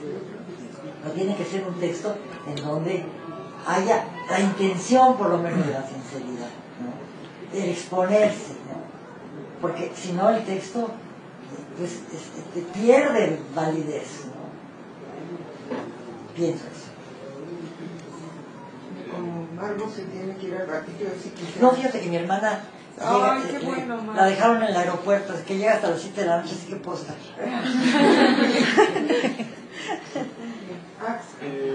Para empezar, el libro, no sé, igual que a Vale, de muchas maneras me conmovió porque la visión del inmigrante siempre es, esto como comentario, es una visión muy interesante, sobre todo cuando se da una inmigración más o menos forzada, ¿verdad? No sé, esa es la fecha algo que yo no he vivido y aún así en los testimonios que he leído, sobre todo de los españoles que salieron, es una lectura que me conmueve mucho, o sea, no puedo imaginar que ha de ser salir de ese yo más o menos definido, que es como yo en mi país, yo en mi circunstancia, como lo define Ortega, y tener que pasar a otra situación. Y ahora un poco retomando lo que decía Dulce, esta visita creo que no solo nos presenta algo que no conocemos, que es como lo que es Rusia, o lo que es la zona cercana a Rusia, sino además un México que nosotros no conocemos, y no lo conocemos no solo porque no es un tiempo que ahorita del cual ya no disponemos o del cual no estamos, sino además porque es una visión que nosotros es imposible que tengamos. O sea, la visión que usted puede tener de la Merced, puede tener del centro, no es la misma que nosotros podemos tener nosotros que nacemos aquí, que estamos insertos en un cierto lenguaje. Otra cosa me llamó mucho la atención, algo que dijo hace rato, que me recordó un cierto autor que me gusta mucho, de la idea del fantasma, de cómo este fantasma ahí está, cómo este fantasma ahí está, cómo está ahí presente, ausente, no sé lo que consideramos que es un fantasma, no sabría qué verbo asignar. Y retomando lo que dijo Mariana, y esta es propiamente una pregunta. ¿Cree usted que la escritura sirve para delimitar lo que es un yo? O sea, están todas esta serie de voces, están esta serie de lenguajes, están las voces de sus padres, están las voces están sus testimonios, están las fotografías, pero ¿cree que esto pueda ser como una piedra, como algo que señale, como algo que fije o estandarice o establezca un yo, un sujeto, un uno, decirlo de una forma? Mire, yo creo que si fuera así, si se quedara totalmente definida una identidad y que pudieran decir todo lo que quiere decir, no escribiría uno más, ¿no? Es decir, creo que necesito seguir escribiendo, aunque escriba yo muchas veces pues, sobre lo mismo. pero creo que tengo que decir las cosas y hay muchas cosas que van quedando. Además, uno va cambiando a lo largo de la vida. Ayer cumplió 20 años mi nieta. Cuando yo tenía 20 años era yo otra. Y mi nieta no entiende lo que soy yo ahora. Y yo no la entiendo bien a ella, porque ella tiene vivencias y cosas que yo, por más que haga, ya no la puedo entender. Lo mismo, usted no puede entender lo que fue la Ciudad de México, que terminaba en la calle de Coahuila, ciudad 36, como decía mi papá. Era una ciudad monstruosa. Cuando mi padre llegó a México era una ciudad muy pequeña. Cuando yo era jovencita, había verdaderamente una región muy transparente. Se veía el cielo, se veían los volcanes. Es decir, caminaba uno por las calles, ¿no? Hay que ver las películas de Pedro Infante para ver cómo que las calles están desiertas de automóviles. Ahora no puedo ver las calles porque están llenas de automóviles, digamos. Y ese puro cambio que va cambiando, es decir, que cada vez es más abaratamiento de ciudad, de tráfico, de gente. Yo he ido a la India muchas veces y me impresionaban las multitudes en la India. Pero de repente, en Día de Muertos me fui al Zócalo y dije, bueno, esto es Bombay. Es decir, que cambió brutalmente la fisonomía de la ciudad y va cambiando a diario. Además, cada quien vive, como decía yo antes, es decir, Federico Campbell, que acaba de morir, tiene una novela que yo no recuerdo cómo se llama, en donde él narra sus vivencias y narra las de su hermana, o lo que su hermana le dice de sus vivencias, y parece que son dos extranjeros. Cada quien vive a los padres y las circunstancias de la casa de manera completamente diferente. Por eso también, como decía su compañera, están las diferentes genealogías. Es decir, yo tengo mi genealogía, tú tienes tu genealogía, y no puede ser la del Génesis, aunque la del Génesis nos identifique religiosamente, ¿no? Pero la propia manera de ver la religión, la propia manera de ver a los contemporáneos, la propia manera de ver la ropa, la propia manera de ver todo lo que uno ve alrededor, es la propia visión, y es la visión que uno trata de comunicar, y la que también se trata uno de comunicar a sí mismo, que nunca acaba de comunicarse totalmente, ¿no? Entonces, es decir, aunque digo que mi último libro es mi obituario, tengo 3 libros más que estoy escribiendo, aunque la vida no vale nada, si vale algo para mí, la estoy escribiendo, ¿no? Entonces, digamos, está esa necesidad. Aquí quiero contarles algo que es muy impresionante. Acabo de comprar un libro en Argentina que modifica todas las relaciones que uno tiene, cada viaje que uno hace. Acabo de comprar uno en Argentina de un escritor que se llama Barón Visa, Jorge Barón Visa, que escribe su único libro, que se suicida. Ese sí es un libro terminal, ¿no? Es decir, si yo me hubiera suicidado después de las genealogías, pues no, primero no estaría aquí y segundo no seguiría escribiendo. Digamos, es decir, que él no pudo, después de contar su historia, seguir viviendo, ¿no? Y es una historia terrible. El padre y la madre llevaban 28 años divorciándose, y era una relación pasional brutal, y cuando por fin se ultimó el divorcio, el padre invitó a los abogados, a la madre, a que fueran a su casa como última, tomar una copa. Entonces se sirvió un vaso y le arrojó en la cara a la mujer ácido. Y la mujer tuvo que sufrir y el padre se suicidó. Entonces el hijo, que tenía 22 años, que escribe este libro, tuvo que bancarse, como dicen los argentinos, la reconstrucción del rostro de la madre, del cuerpo de la madre, porque así la quemó. Entonces él cuenta toda la historia después del accidente, pero la cuenta con una distancia y con una... es tan impresionante, digo, tan bien contado, tan extraordinario, que uno sabe que se va a suicidar. Luego publica el libro y al poco tiempo se suicida. ¿Cómo se llama el libro? Se llama El desierto y la semilla. Acaba de reeditarse, porque la primera, en 2001 yo fui a la Argentina y acababa de publicar ese libro. ¿Es argentino? Sí, todo el mundo me hablaba del libro, pues yo estaba ahí, lo agotaron inmediatamente. Y ahora que llegué, dije, volvimos a hablar del libro, y lo conseguí, ¿no? Lo publicó, lo reeditó una editorial nueva que se llama Eterna Cadencia, y lo estoy leyendo. Es un libro que es dificilísimo de leer porque es de una crueldad consigo mismo y de una sinceridad tan tremenda. Bueno, espera uno nada más la muerte de ese tipo, y es lo que hizo, se suicidó, ¿no? Y bueno, es como un libro terminal, en el sentido más absoluto de lo terminal. Los que no tenemos esa historia, y que no tenemos que suicidarnos, afortunadamente, ¿no? Podemos seguir escribiendo. Y nunca acabamos mientras vivamos de nuestra escritura. Afortunadamente, yo creo. Gracias. Sí, algo que está latente en el libro es esta cuestión de la oralidad. Y desde la teoría de la autobiografía siempre se está diciendo que lo que va a buscar también el autobiógrafo es el estilo. Entonces, en ese sentido yo quiero preguntar, en esa cuestión del lenguaje, tener el acercamiento con los padres, ¿qué significó la cuestión también del lenguaje artístico, de encontrar este tono especial para poder narrar las genealogías? Y creo que también al momento de pasarlo al libro, con esta enumeración de los capítulos, y encontrar estas primeras palabras para referirse a cada uno de los capítulos, y tiene también una intención poética en ese sentido. Yo creo que toda estructuración de un libro tiene una intención poética. Es la reelaboración de un material que se ha ido produciendo poco a poco, de una manera a veces espontánea, a veces muy trabajosa, pero que se va haciendo a medida que uno va escribiendo el texto. Cuando ya el texto tiene que pasar a forma de libro, entonces hay que hacer un trabajo de reestructuración que, como dije ya varias veces, es bastante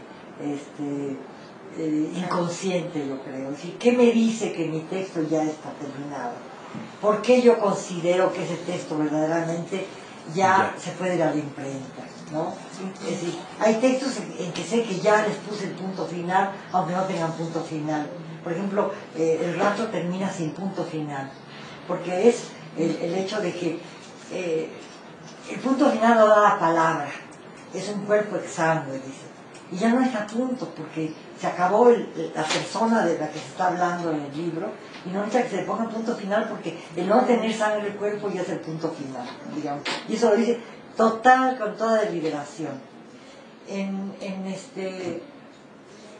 las genealogías, como fui mandando por los textos a 1+1 y los fui elaborando uno por uno, creí que era importante enumerarlos. Entonces los fui enumerando con números romanos.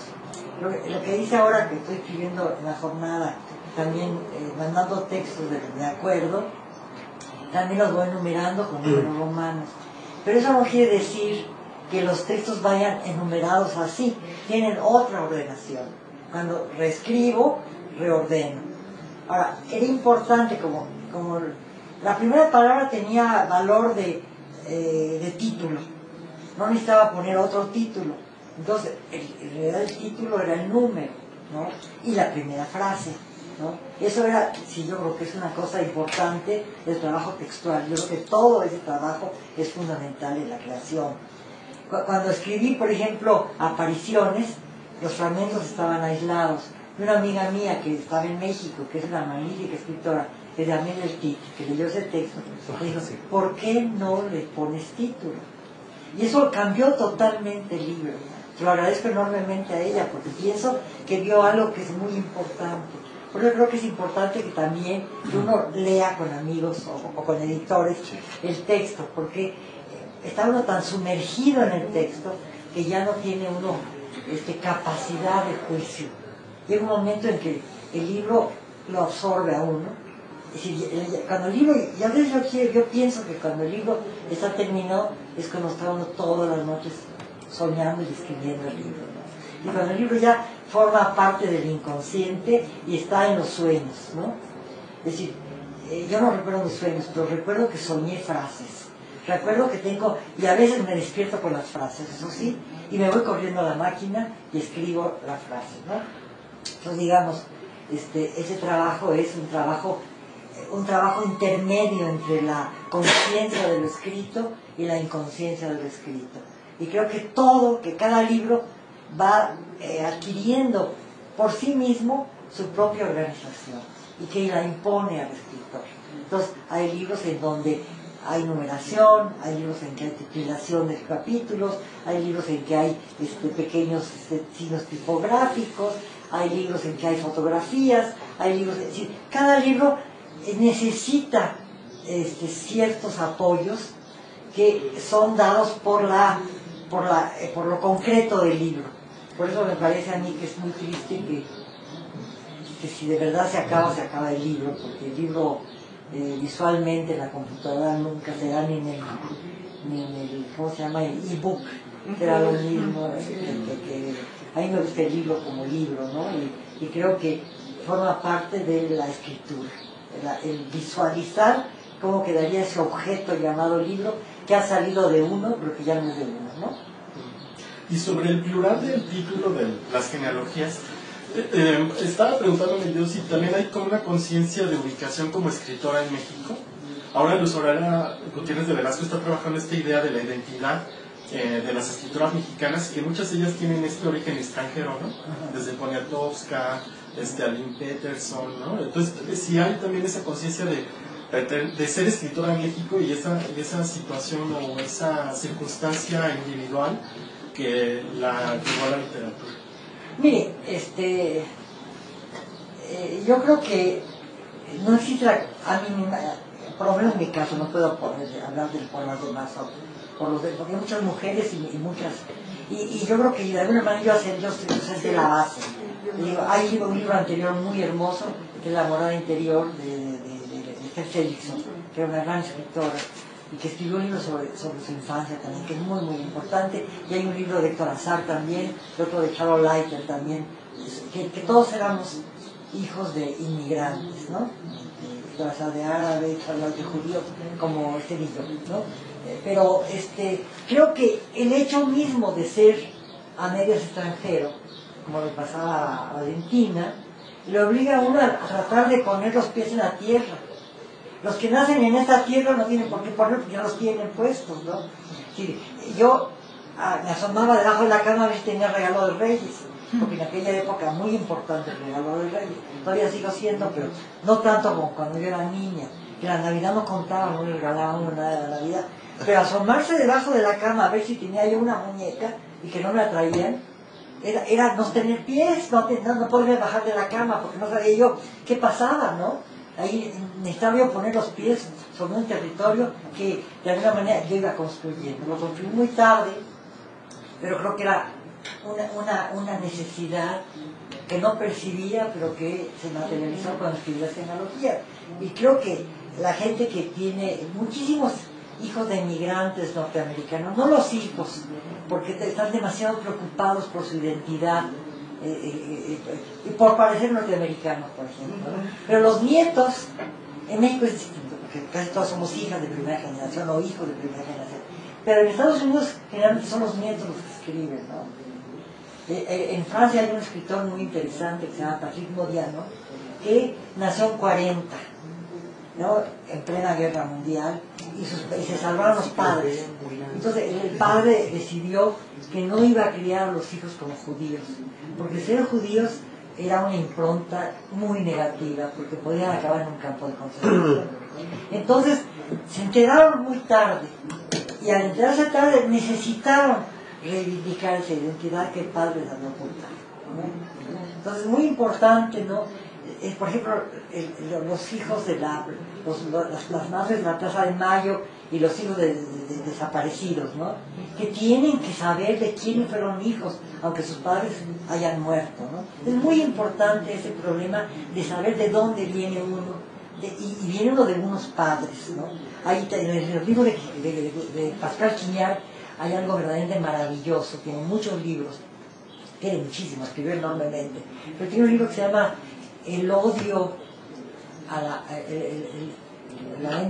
el odio a la música, y yo tomé mucho para hacer el rastro, me sirvió mucho, me disparó muchas ideas, y él siempre está hablando, y en muchos otros textos, del momento en el que no estamos, que es el momento en que nuestros padres nos gestaron. Ese momento es un momento desconocido, y que es un momento que nunca conoceremos, y que siempre estamos buscando, y donde proviene el momento, el germen de la identidad. Es muy interesante, eso es maravilloso. Yo creo que todos intentamos hacer eso, aunque nos da mucho pudor saber que venimos de allí. Y ahí es el primer secreto que los padres nos ocultan. Nacimos de ellos en un momento de cercanía enorme entre ellos, de la cual estamos nosotros, aunque nacimos de eso, exentos, no tenemos nada que ver con eso. Entonces es maravillosa esa idea.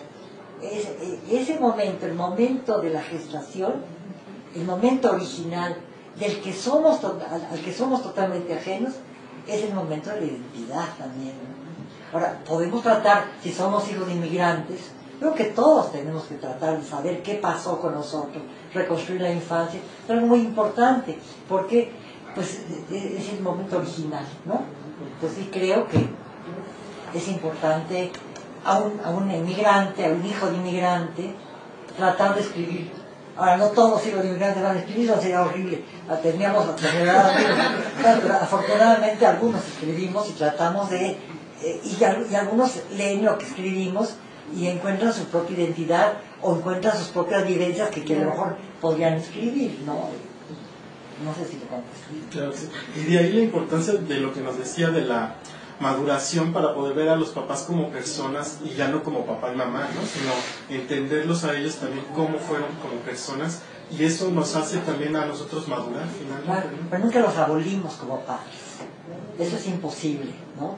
Es decir, tenemos unos padres interiores, que son los padres de la infancia, que no son los padres que murieron a los 80 años, pero que de alguna manera conservan algo de lo que fueron cuando fueron nuestros padres los niños, ¿no? Porque los padres son padres cuando somos niños, ¿no? Después ya nos volvemos a veces padres de nuestros padres, pero de cualquier manera seguimos siendo, nos han producido. Sin ellos no seríamos. Entonces es muy, muy importante la relación con ellos, ¿no? Creo que en ese sentido la autobiografía es bien importante. Claro. ¿No? Y, por ejemplo, en el caso de Rousseau, que la madre muere cuando era muy chico y que no tiene madre, ¿no? Es albur, pero entonces, digamos, es un buen. Él necesita escribir. Y bueno, y el pobre de Perec, ¿no? Que al padre le matan al padre que también tiene 1 año, o no, es en 40, no es en 36, y la madre la llevan al campo de concentración en 42, y nunca sabe de la madre, no recuerda de ella más que un retrato. Y una forma de hacer su autobiografía es ir todos los años a la calle donde nació y anotar los cambios. Esa es autobiografía. Aquí había una peluquería, ahora hay una carnicería. Aquí había una carnicería, ahora hay una casa de modas. La madre era peluquera. Entonces ve como poco a poco había todavía el rastro del título de la peluquería. Y como poco a poco, cuando van pasando los años, se va borrando el rastro. Y es una forma de hacer autobiografía, muy especial, pero extraordinaria. No se parece nada a la de Rousseau. Y que cada quien encuentra su forma de encontrar. Cada quien busca su forma de encontrar la autobiografía, si es que quiere hacer. Sí, aquí, bueno, yo subrayaría el hecho de lo que dice Olmi, ¿no? Olmi remarca muy bien, hay tantas autobiografías como autobiógrafos hay. Por eso hay genealogías, ¿no? Yo creo, ¿no? Ustedes hoy lo estoy aprendiendo, claro. Ahora sí. Punto final. No, lo que pasa es que Janine suele leer lo que escribe y yo sé que está muy emocionada, entonces... Janine... Ajá, ahora es una pregunta breve. ¿No escribiste como acostumbrado? No, ahora solo es una pregunta.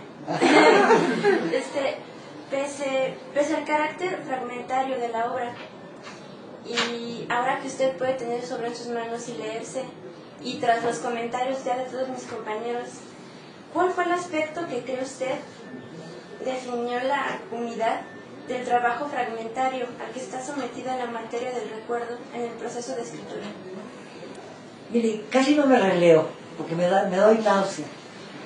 Es que trabajo tanto un texto, también me pasa con el ensayo.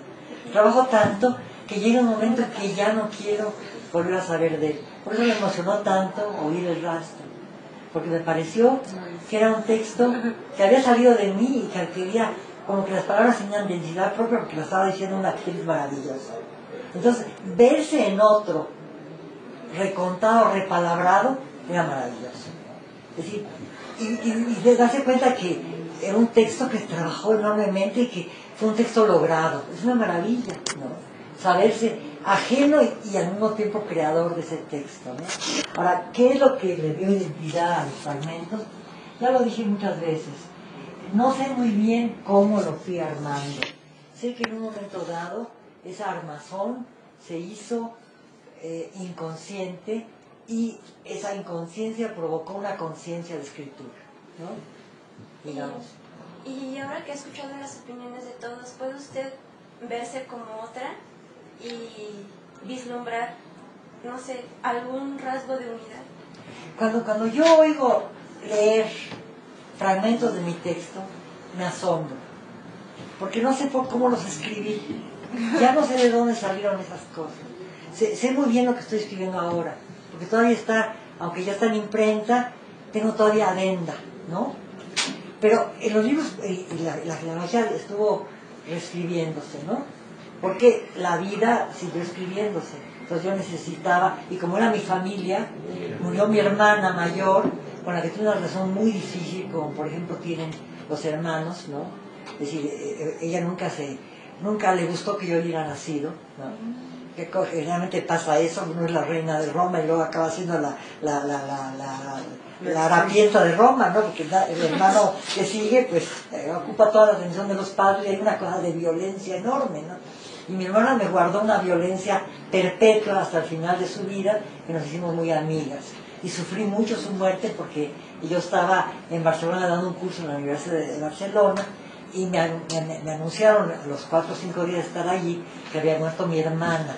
Entonces no pude verla, no pude ir al entierro, no pude... Es una cosa muy terrible, es muy importante el problema del cuerpo presente y no lo vi. Entonces, cuando fui a Auschwitz ese año, llegué a un lugar que es una cosa espantosa, ir a Auschwitz. Yo decía que tenía que ir a fuerza como judía a Auschwitz. Entonces fui sola. Entonces fue una experiencia muy brutal. Y al llegar a una habitación donde hay una especie de templo, donde se cantan las canciones de Yom Kippur, que son muy terribles, es una canción muy dura, ¿no? Es un tipo que la canta y es muy impresionante. Le recé a mi hermana, ¿no? Oye, ya te digo los Entonces, digamos,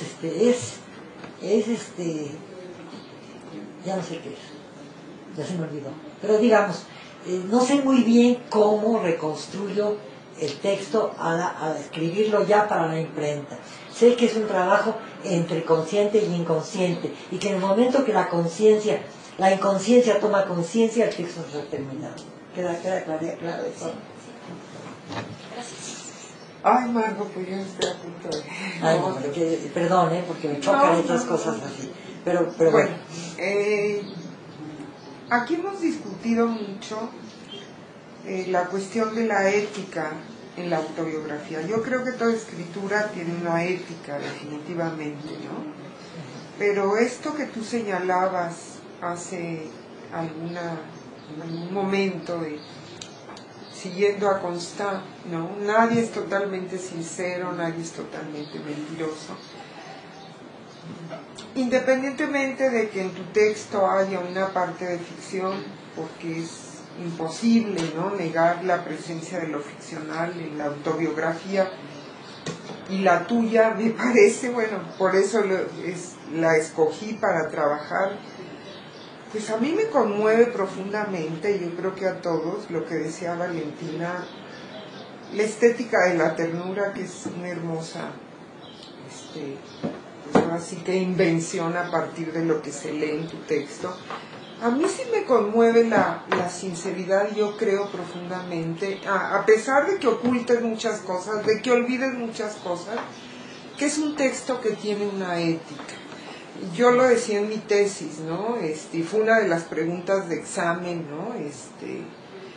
Muy discutida con Edith, por ejemplo. Me decía, es que todo escritor tiene una ética, sí, pero en el caso del autobiógrafo hay esta sinceridad que yo no se la puedo pedir necesariamente a un texto de ficción.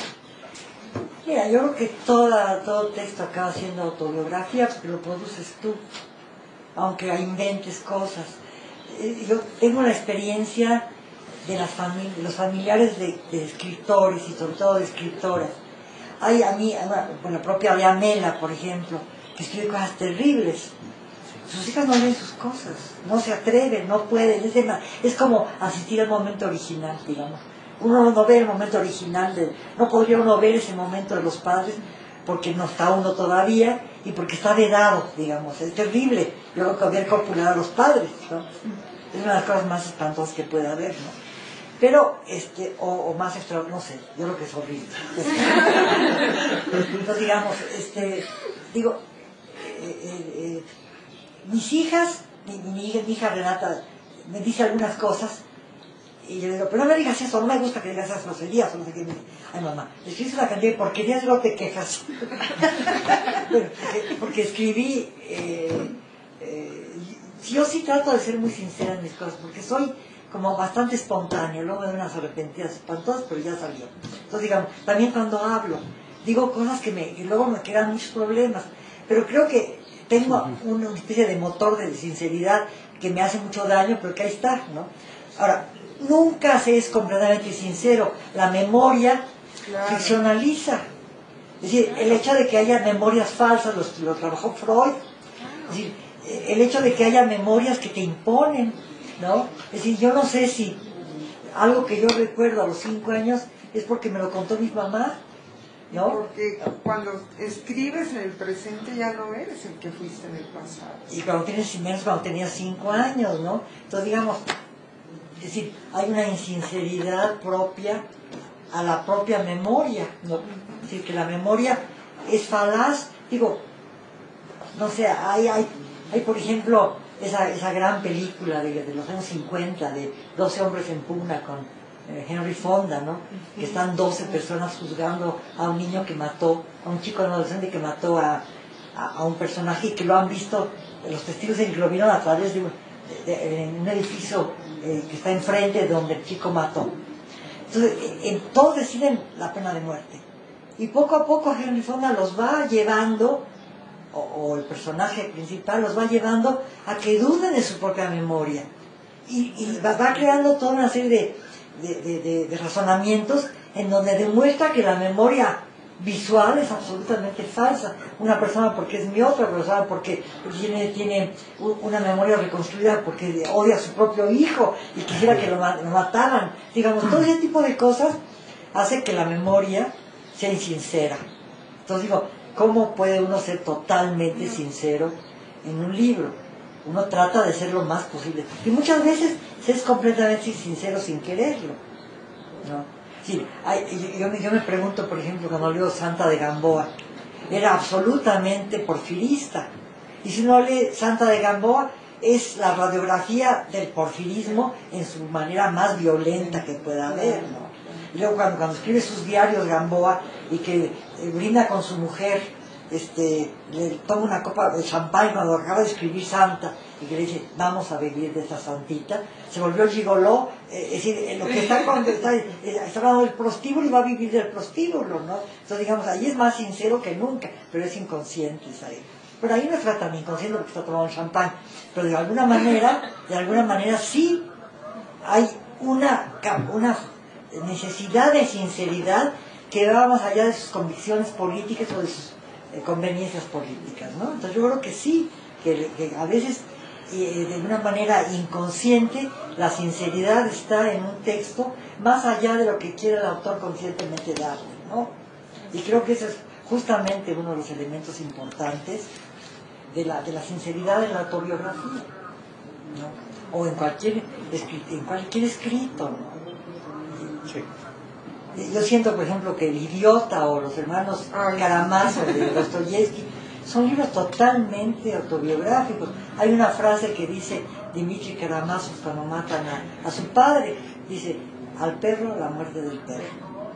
Y lo dijeron los hijos cuando matan al padre, que era un siniestro tipo, y cuando lo mata un cochero que va a sus tierras y que era tan siniestro como terrateniente, dice Dostoyevsky mismo, al perro la muerte del perro, y luego lo pone en boca de Dmitri. Entonces es absolutamente autobiográfico, ¿no? En ese sentido. Ay, Maru, pues como siempre, a mí me conmocionas desde que fuiste mi maestra, no solo por tu honestidad, sino por tu riqueza cultural, ¿no? Pero es que me gusta mucho dar clase y me potencia No, que ustedes hayan leído con tanto cariño, con la estética de la ternura mi libro. Sí. Entonces me conmociona y trato de ser sincera, obviamente. ¿No? Pero me da realmente, les agradezco mucho sus lecturas, le agradezco a Blanca que haya utilizado mi texto como tema de una clase, y me gusta mucho oír sus voces respecto a mi propio texto, porque me aclara el texto y me enseña mucho sobre cómo escribo y cómo leen ustedes, ¿verdad? Eso es muy importante, y como llevo 55 años dando clases y una de mis misiones es enseñar a leer, siento que esto es una de las cosas más maravillosas que puede haber en la enseñanza y en la riqueza individual, ¿no? La capacidad de leer más allá de la letra impresa, todo lo que esa letra impresa contiene en los intersticios, ¿no? Me parece muy importante, y ver además algo que a mí me emociona profundamente como escritora, que esa letra que yo produje tiene muchas posibilidades de lectura y que tiene muchos niveles y que a pesar de que ya se ha escrito mucho sobre el libro, hay nuevos ojos que lo ven de manera diferente, como la de ustedes. Así que realmente me dio mucho gusto haber conversado hoy con ustedes, ¿no? Muchas gracias.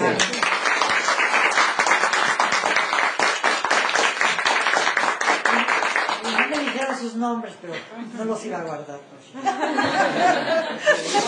Esa es sinceridad, Margot. Aprovechen que está Margot. Yo descubro que estos dos libros, bueno, es que lo acabo de comprar, evidentemente, pero mi libro... No, porque... Pero la edición de pretextos no es tampoco dedicada, pero a ver, aquí veo que Carla, que Dulce... El mío está. El tuyo